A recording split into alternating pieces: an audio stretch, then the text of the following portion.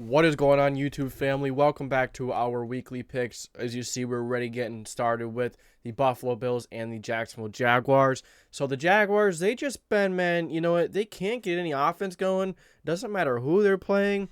Their defense has been inconsistent. I haven't been a huge fan of Trevor Lawrence so far this year. He's had his good moments. He's had, a few good drives. But other than that, I've seen way too many inconsistencies. It was a week prior. He struggled versus the Chiefs. The week before that, I believe he did pretty well versus the Colts. And then these last 2 weeks leading up to Buffalo, he struggled versus the Texans. The Texans dominated them in all three phases of the game.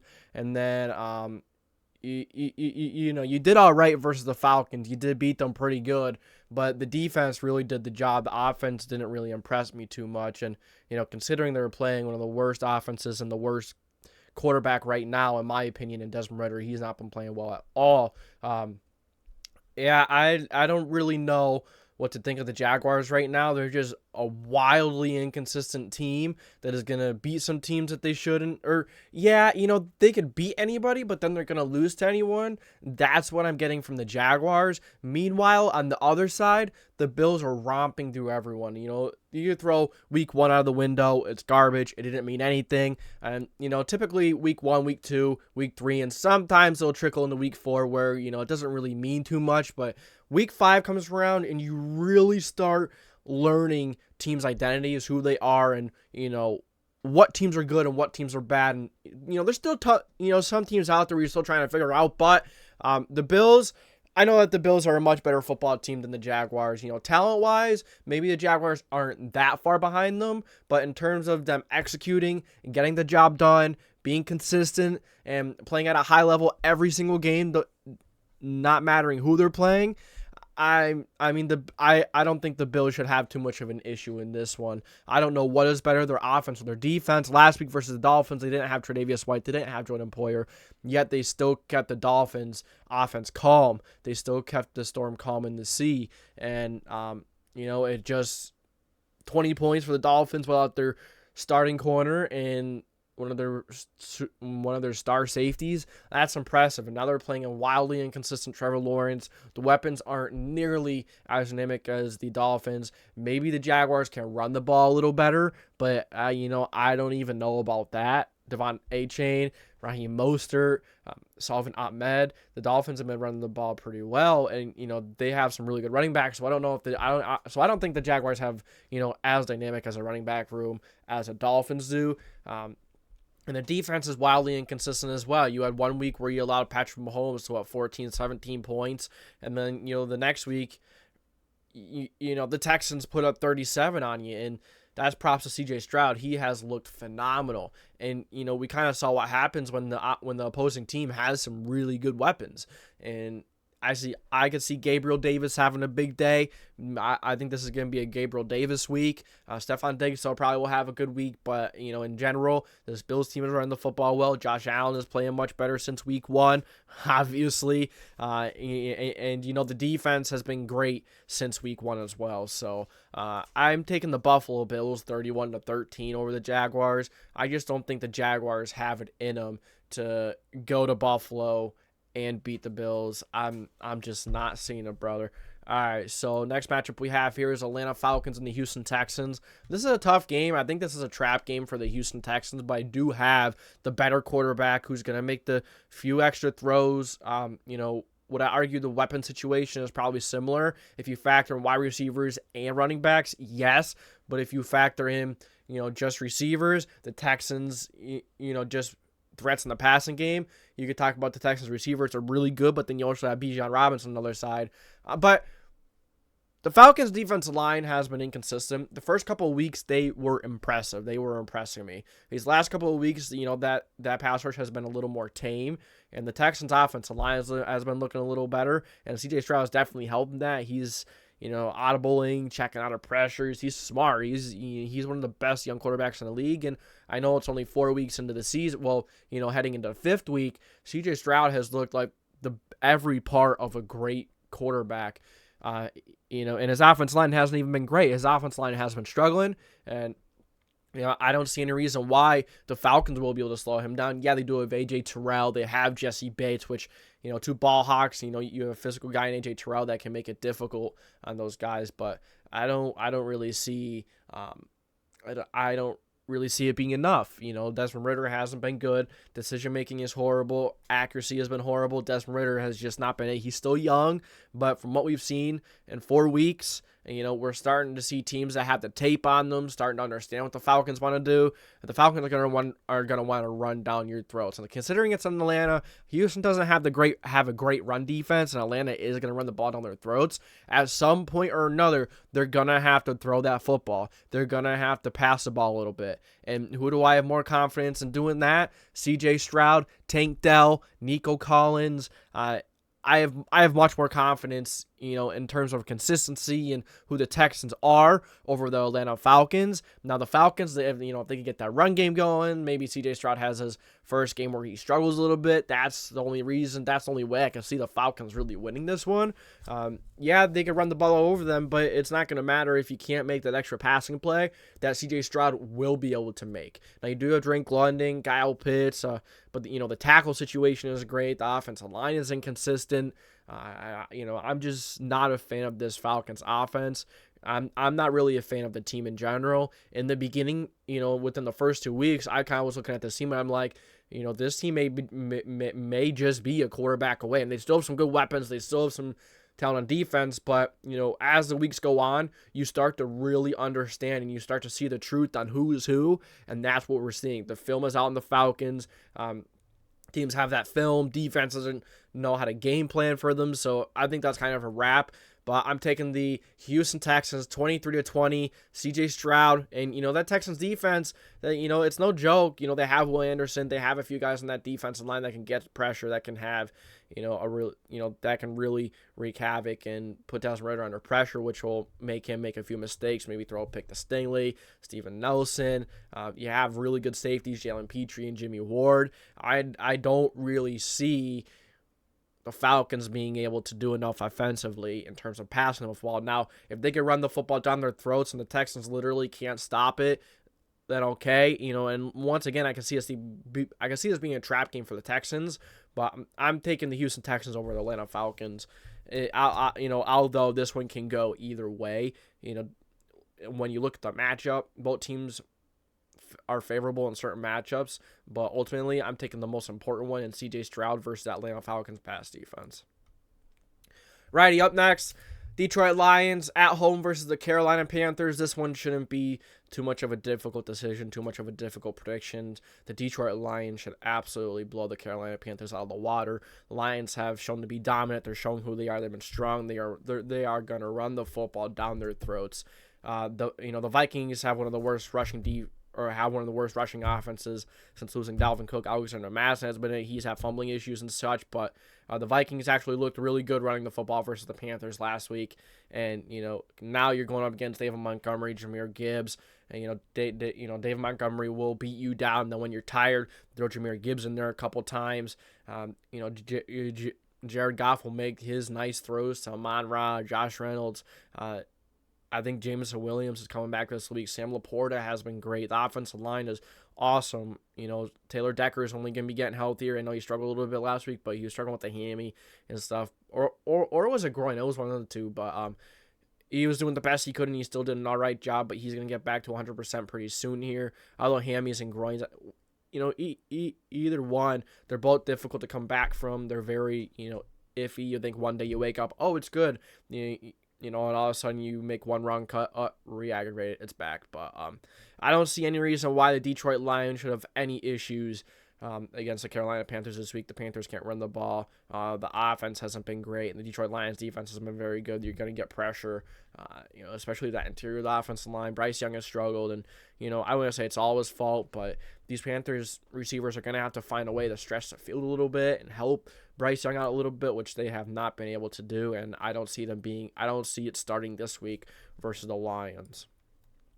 All right, next you have the Miami Dolphins at home versus the New York Football Giants. So this is a very important matchup to watch, in my opinion, and I'm going to tell you why. You may be wondering, this isn't even close. This isn't even going to be close, but I do want to say, maybe the Giants can keep this one close. We're going to see how the Dolphins defense plays, and we're going to see how this Dolphins offense plays. This Dolphins offense should have no issues moving the ball in this Giants defense. Like I've mentioned before, this Giants defense, they like to blitz. They like to call out of man coverage. You do that against Tyreek Hill and Jalen Waddle, it's going to be a long day for you. The Dolphins can maybe put up another 60, 70 points, honestly, if the Giants defense doesn't show up. And it is what it is. But then on the other side, you have Daniel Jones. That offense has not been able to get it done. The offense line's been horrible. Jones has had no time to throw. No receivers getting open for him. I don't think Jones is the problem, because I've seen Jones make some good plays. I've seen him lead that football team before. I don't think it's Daniel Jones. I think it's a combination of the offensive line. Receivers can't get open. I think coaching is very predictable. I think the coaching is not as good as we expected it to be. I just don't think they could beat the Miami Dolphins. I don't think they can keep up with that offense. Especially with the Dolphins' defense line has been they could struggle against the run at times. You do have Saquon Barkley. I'm not sure if he's going to be back this week, but if he does or if he's not, they still will probably struggle to run the football, because that's how bad that offensive line is. And on top of that, your receivers can't get open. Dan Jones hasn't been seeing the field well, but how could you when you're getting hit every 5 seconds? How are you when when your ass is getting planted into the grass and there's nothing you can really do about it? Besides just get up and keep trying. And I don't think Brian Daboll and that coaching staff really wants Daniel Jones. I'm being completely honest with you. I think they want their own guy. So it's still early. We'll see. But I'm taking the Miami Dolphins. But you could also see a scenario where, if the Giants keep this one close and the Dolphins struggle again this week, we've seen many times throughout the first couple of weeks of the season that are complete lies, like 1-3, 1-4. So if the Giants can, get it going and keep this game close, I think it's time to already worry about the Dolphins. Even if the Dolphins lose this one, I think is really time to start worrying about the Dolphins, because, like I said, within the first 3 weeks, you can't really take too much away from it. There's pretenders and pretenders. That's why we talk about that stuff, because it happens every year. The first 3 weeks, we have teams that absolutely play great. They're awesome, but then they just, down the stretch, they can't do it. They can't get it done. They can't do it throughout the season, because the first 3 weeks, defenses are still getting in shape. They're still figuring things out. Film's still getting out. Once a lot of that film is out, they can kind of start figuring it out. But it's not a good matchup. You have a very inexperienced secondary, and the way they play defense will not get the job done versus the Dolphins. So I'm taking the Dolphins 34-19 over the New York Football Giants. All right. Next up, we got the Indianapolis Colts taking on the Tennessee Titans at home in Lucas Oil Stadium. So the only thing I'd say the Colts have going for them in this matchup is that they are at home.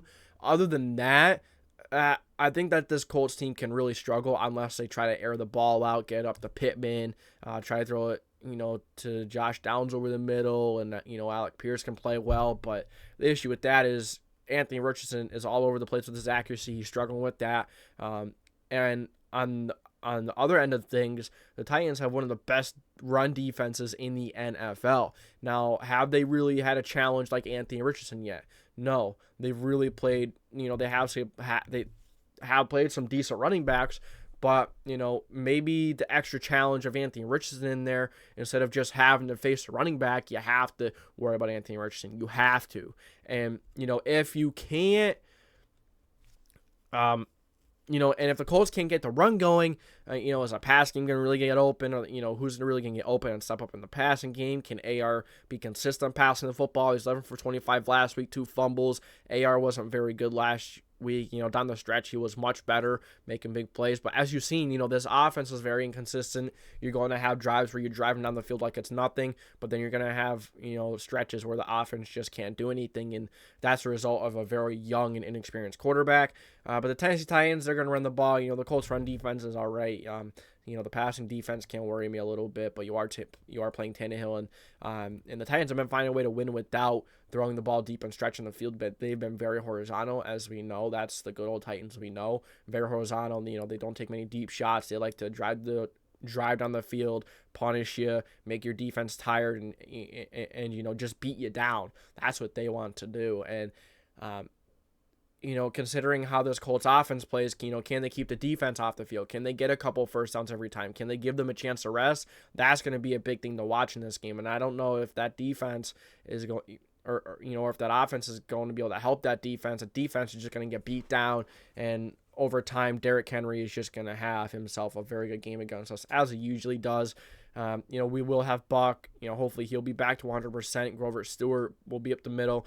You have the guys off the edge. So the Titans don't have a great offensive line. I think they are getting Peter Skoronski and Nicholas Petit-Frere back, so that's a big plus.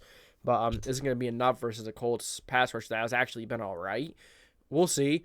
But ultimately, I'm taking the Tennessee Titans. I don't think the Colts are going to be able to get the run game going as much as they would like to, even though Jonathan Taylor might be back. He might be on a pitch count. Remember, this is the first time he's getting in contact in a live game. So are they going to keep him limited, or are they going to keep him on a pitch count? How many times they can run with him? 10, 11, 12. So maybe the Colts can, beat the defense down with Zach Moss a little bit and then throw and then throw a fresh Jonathan Taylor in there towards the end. That would be cool to see, but that probably won't happen. I just don't see this Colts offense being able to get the run game going. The offensive line has been inconsistent, especially run blocking and opening things up for the run game. I don't know if they're going to be able to do such against Jeffrey Simmons and such a talented front and run defense for the Tennessee Titans. So I'm taking the Tennessee Titans 25-19. That score might be a little much, but as I mentioned before, this Colts defense is wildly inconsistent. Pass defense isn't great. And if the offense can't stay consistent, and, if they can't get a couple first downs and keep that defense off the field, if they can't help that defense out a little bit, then the defense will eventually tire out and they won't be able to cover it. They won't be able to tackle Derrick Henry. Start taking 2-3 guys, so, they'll be slower. It's just the nature of the game. So I'm taking Tennessee over Indianapolis. The only thing, I'd say, Indianapolis kind of has going for them is that, the Titans haven't really played an animal like AR yet, but they played Lamar Jackson plenty of times, so they're kind of gonna attack it like that, I'd assume. But I'm going to take the Tennessee Titans here. All right, another really tough matchup to predict. 2 in a row that are really tough. 2 teams that are actually very similar, in my opinion. You have 2 quarterbacks who are struggling, aren't great. I honestly would take Mac Jones so far this season over Derek Carr, and I don't even think it's a question. Derek Carr has been horrible, and the offensive line hasn't been there. They haven't been able to block for Derek Carr. Is it kind of like a thing with Derek Carr? He doesn't really know how to call protection because he always struggled with the offensive line over in Las Vegas or Oakland. But at the same time, the offensive line was also pretty bad over there. It comes over to New Orleans. New Orleans is, the Saints are usually known for having really good play in the trenches, but the offensive line not really there this year. And is Derek Carr a product of that in a way? Maybe, but you also had Jameis Winston there the last couple of years and a few other guys that, probably don't know how to call pass pros and, fix them up like, some of the best in the league. So I don't think that's it. I think that the Saints offensive line just isn't there. It's just not what it used to be. It's not very good.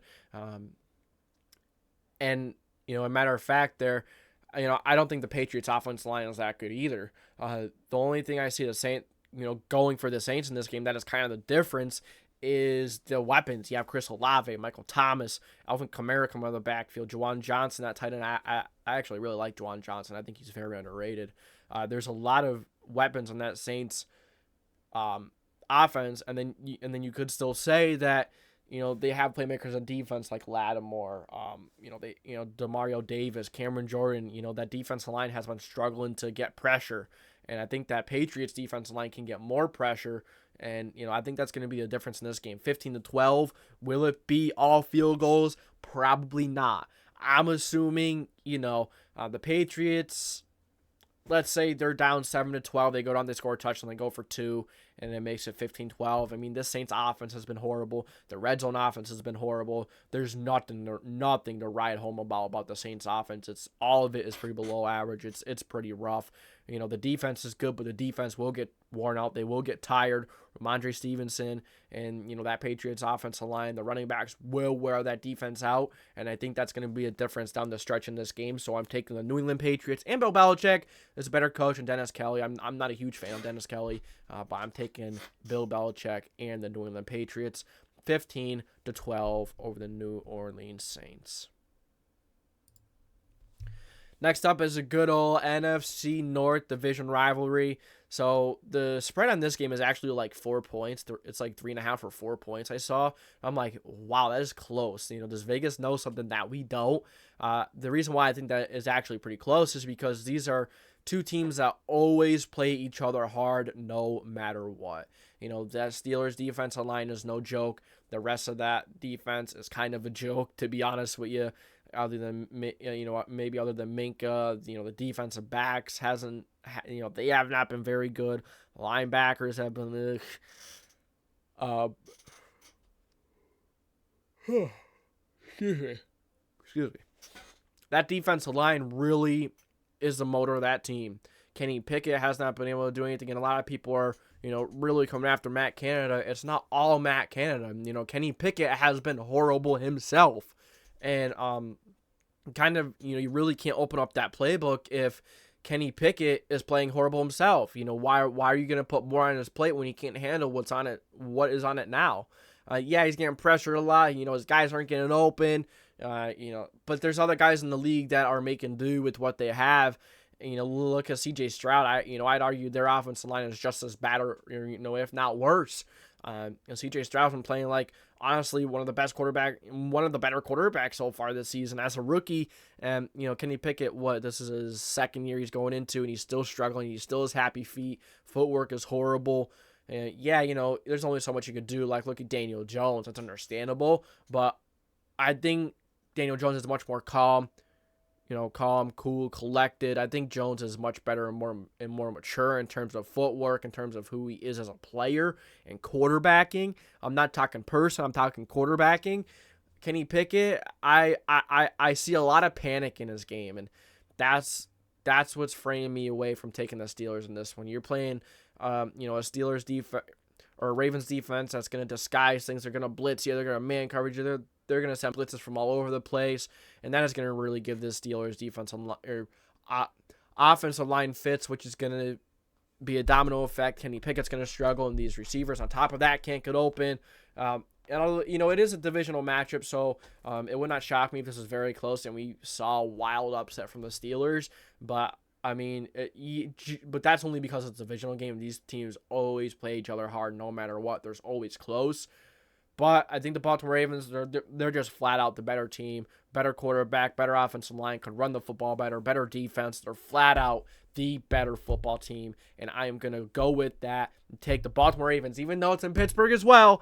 I'm taking the Baltimore Ravens, Lamar Jackson, and that offense to get the job done over the Steelers and Kenny Pickett. All right, Los Angeles Rams and the Philadelphia Eagles. I really thought about it, man. I really thought about taking the Rams, and it would not shock me one bit if the Rams do beat the Eagles. Matthew Stafford, he's been one of the better quarterbacks in the league so far. There's been a lot of good top quarterback play, but then right after some of the better quarterbacks, there's like a lot of very poor and horrible quarterback play. It's a really weird season for that, but Matthew Stafford has been very good. You're getting Cooper Kupp back, one of the best, and he's an elite slot option. You got Puka on the outside. Some people argue that Puka is a clear-cut number one now. I told a lot of people to chill out. Cooper Kupp is the man. He's great. He's a year or 2 years removed from an offensive player of the year, and he was so for a reason. A lot of people complain he plays on the slide, plays against the third best quarterbacks. Well, he's dominating against them like crazy when he has played. So I could see this scenario where Matthew Stafford and that offense is airing it out. But I'm kind of referring back to the Bengals game. The you look in the second half, that Bengals defensive line came to life, and we saw the Rams offensive line that we know. It's a bad offensive line. Matthew Stafford couldn't do anything then. He was making a few mistakes, and I think that's going to be the difference in this game. That Philadelphia Eagles defensive line is the only thing that kept them from winning last game, because Sam Howell was airing it out like crazy. And, don't just look at Sam Howell and be like, oh, that, the Eagles defense really sucks because they allowed Sam Howell to do that. Sam Howell is a very good quarterback, in my opinion. I've seen a lot of great things from Sam Howell so far. In that Commanders and Bears game, he looked very good. Did throw one really bad pick, but other than that, maybe he is a little late with some reads, but I see him getting better and better and better every single game. I don't think Sam Howell is going to be a great quarterback, but I think he could be a very good quarterback if you build around him, put the right pieces around him. I think you could go and, make some noise in the playoffs. But, yeah, I'm not trying to throw shade at Sam Howell, by talking about this Eagles defense and saying it was horrible. Sam Howell played really well, and he has good weapons that got open, and that's what kind of concerns me. Matthew Stafford is kind of like the glorified version. I guess you could say Sam Howell is like a dollar store version of Matthew Stafford, if you will. Well, right now, I think Sam Howell can eventually get better, but now you're going up against a better quarterback, a historic quarterback who's been very good as an underdog. He has Puka, Kupp, Kyron Williams running and coming out of the backfield, and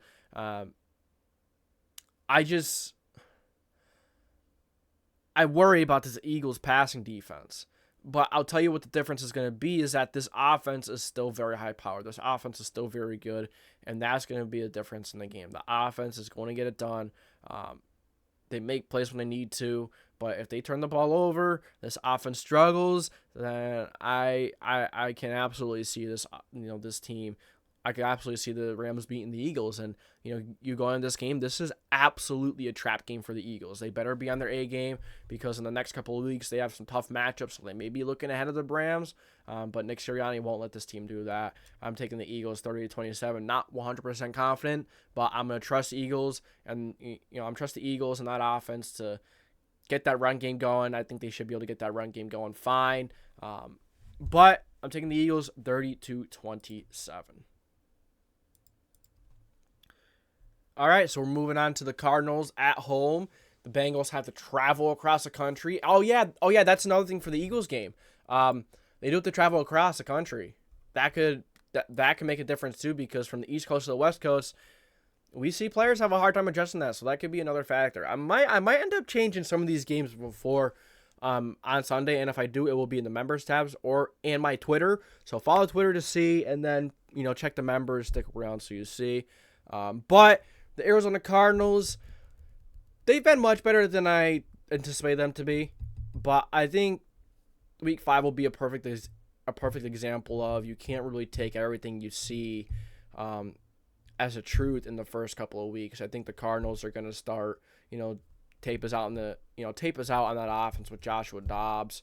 They don't have a lot of weapons, although they've had some guys stepping up. Zach Ertz, James Conner has been very good. This Bengals defense is going to do just enough. I think that the Bengals will win this 100%. And I'm very confident in that. That is because I know the Cardinals will play them hard, and I know they won't make it easy. But, like I was just mentioning, we're going to start seeing the Bengals come alive. And I think it's going to be this game. Now, I know Jonathan Gannon has that defense playing hard. They have that defense playing really hard. They're flying over the field. They're flying to the tackler, tackling really well. They're getting a couple of turnovers. I'm really liking what I'm seeing from this Cardinals defense. But now they're going up against a whole different animal. Joe Burrow, Jamar Chase. Is that defensive line not going to be as good as it was in the first couple of weeks? Is the Bengals offensive line going to be a little better? I think it's going to be more than. I think it's going to be just enough. Jamar Chase, Joe Burrow, T Higgins is out. I think T Higgins is struggling with some kind of injury. I don't remember what it is, but I know he's dealing with some kind of injury. So you do have Jamar Chase. You still have a few other guys that can make plays. You have Tyler Boyd, Charlie Jones. I really like those receivers. So I think the Bengals will be more than fine. I think this is going to be one of those games where people are going to realize, I think people are going to be fooled, and I think a lot of people are going to take the Cardinals being like, yeah, the Cardinals have played team's tough.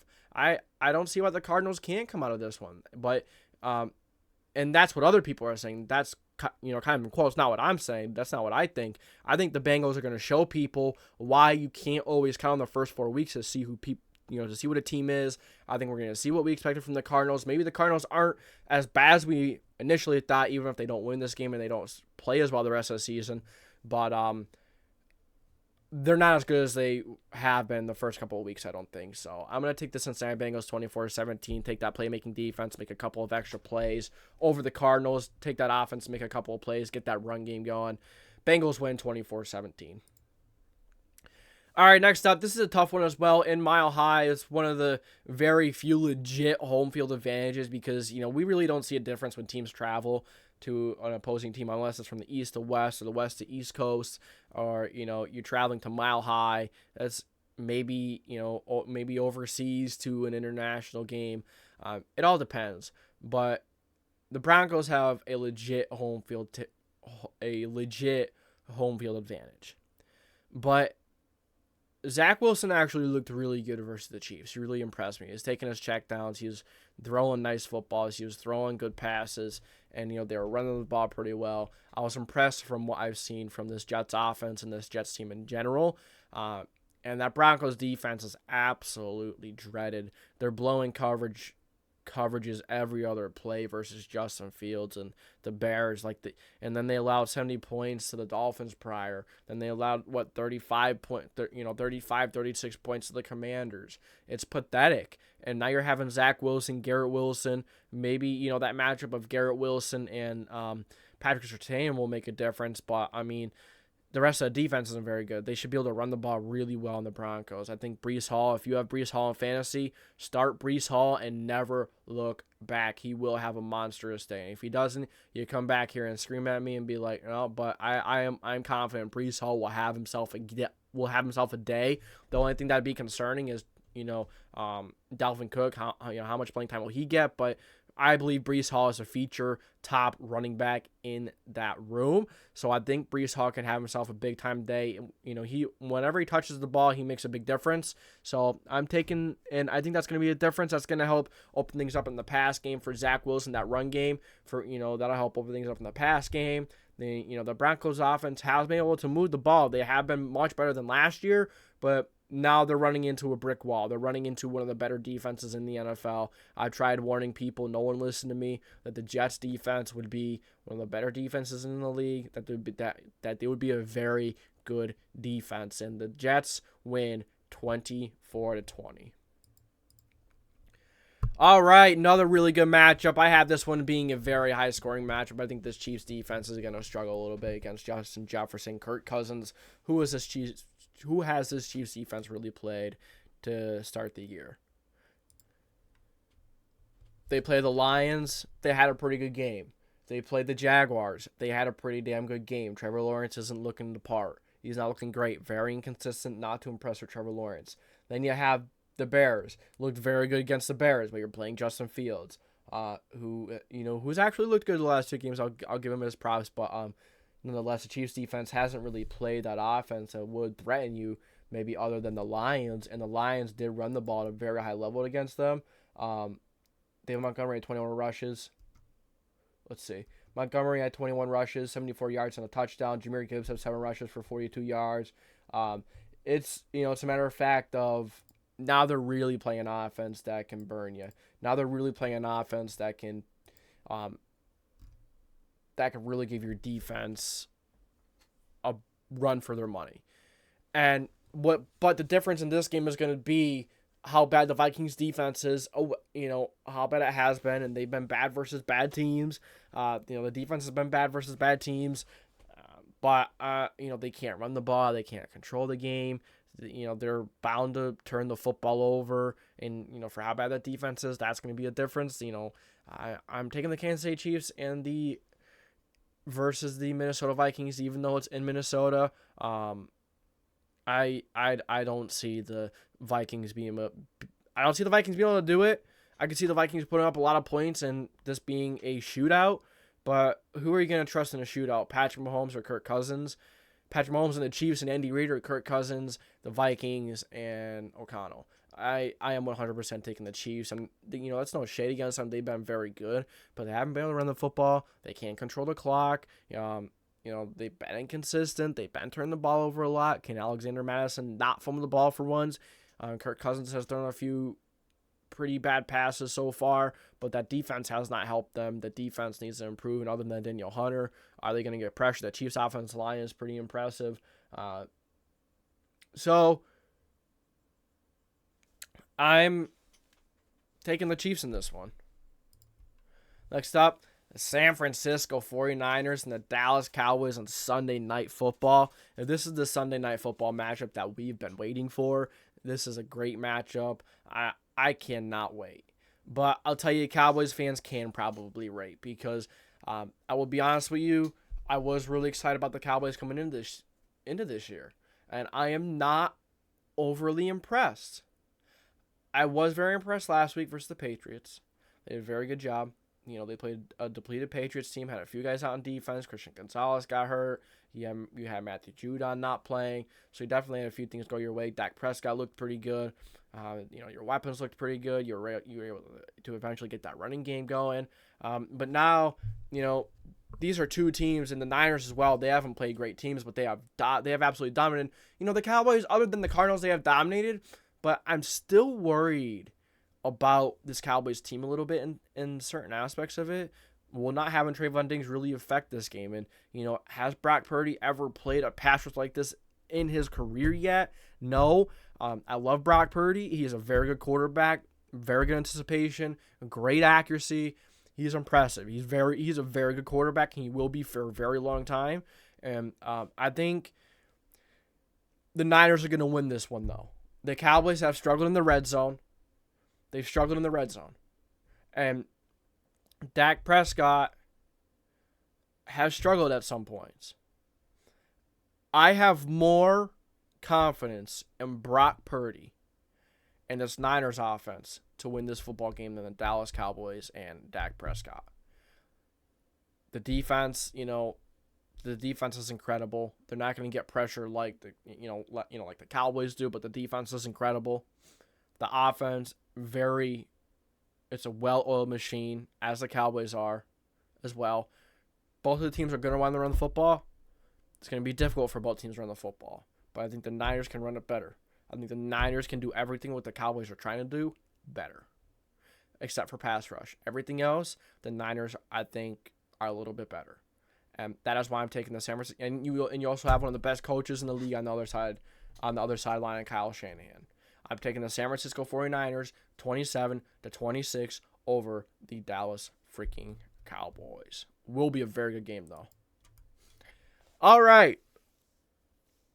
Monday Night Football. I'm not going to dive into this one too much, because we do our in-depth previews for primetime games on Thursday night and Monday night separately. 6 p.m. Thursday and Monday, 6 p.m. Eastern, prior to those games. But I'm taking the Packers in this one. I really, really thought about taking the Raiders, but they're beat up. Devontae Adams might not play. He's questionable. He's struggling with the shoulder. Jimmy G is still in the concussion protocol. But, at this point, who cares if it's Jimmy G or Aiden O'Connell? Josh Jacobs in this Raiders offense, they should be able to run the damn ball down the Packers' throats. But if they don't have Devontae Adams, now if they do have Devontae Adams, I might switch my pick. I might. But if Aaron Jones is back as well, they should be fine. You could basically do whatever you want against that Raiders defense. If you want to run the ball, you could run the ball against the Raiders defense. You want to pass the ball, you could pass the ball against the Raiders defense. It's a very weak defense. It's the bottom tier, one of the worst in the league. It's not the worst. There's a couple of defenses that are worse, but it's very close. Well, I wouldn't tell you you're wrong if you did say they were the worst, but this is a chance for Jordan Love to really bounce back and finally have that game that we've been waiting for a little while now. He's been all right. I think Jordan Love has been very mid, but we'll see how he will do, how he will fare versus one of the worst defenses in the league. Other than Max Crosby, there isn't really anyone in that defensive line that really scares you. They can't really get pressure. It's basically Max Crosby on the Raiders defense, and that is it. But I'm going to trust these Packers corners and make more of a difference and get just enough stops and do just enough to win this football game. But the Raiders do get that run game going with Josh Jacobs, and whoever's in there, Aiden O'Connell, Jimmy G, can play mistake-free football and not make stupid decisions, then I can absolutely see the Raiders winning this one. This is a coin flip to me, but I am taking the Green Bay Packers 24-20 over the Las Vegas Raiders, and that is going to do it, guys. That is all I got. Last but not least, here are our bye weeks, our week 4 byes. You have the Cleveland Browns, Los Angeles Chargers for the AFC, and for the NFC, you have the Seattle Seahawks and the Tampa Bay Buccaneers. So that is my weekly predictions for week 5. I appreciate you guys for tuning in. We do this every single week, so if you enjoy, make sure to like, subscribe, put the post notification bell on so you don't miss any future videos. It's a great place to be. I promise you won't regret it. This is the JDW Sports Talk Show, signing off. Oh, join the Discord. The Discord is a phenomenal place to be. That's where our community stays active 24/7. Want to talk football? There you go, right there. You know, if you need people to talk football about, if you need people to talk some fantasy about, you know, just some people to chill out and, you know, with in general, and just talk some ball and BS. So that's all I got from you guys today. This is JDW Sports Talk Show, signing off.